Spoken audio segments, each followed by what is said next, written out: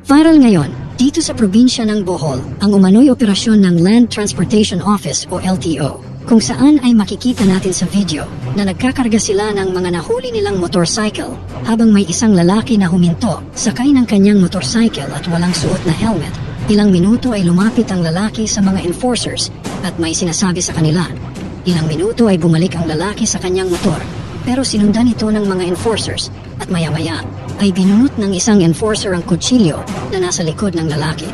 Ang lalaki ay kapatid umano ng Vice Mayor ng lungsod ng Panglao.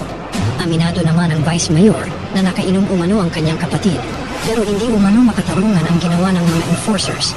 Sa kabila ng viral video na kumalat sa probinsya, ay hindi umano natuwa ang gobernador ng Bohol at pinapa-full out niya lahat ng LTO enforcers at pinaimbestigahan ang nasabing insidente.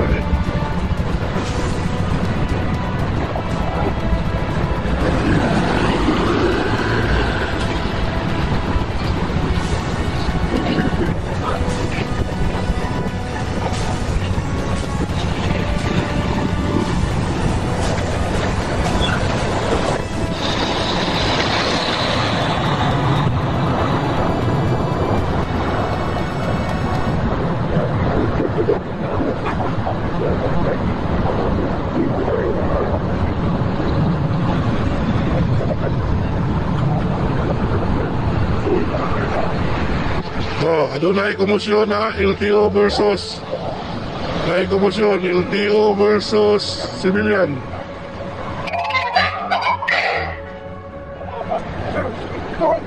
Adunay komosyon na.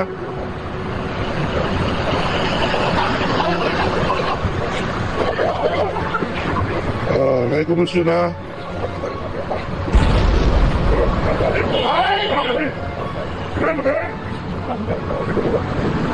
Adunay komosyon. LTO versus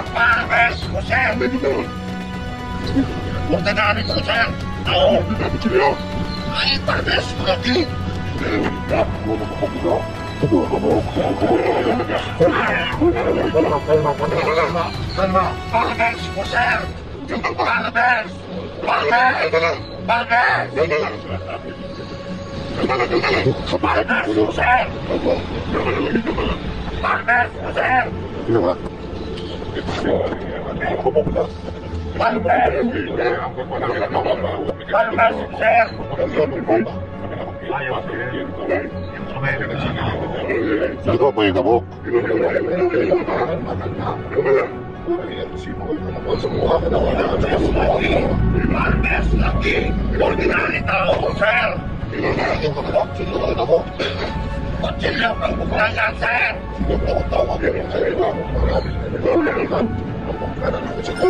Oo, lagi!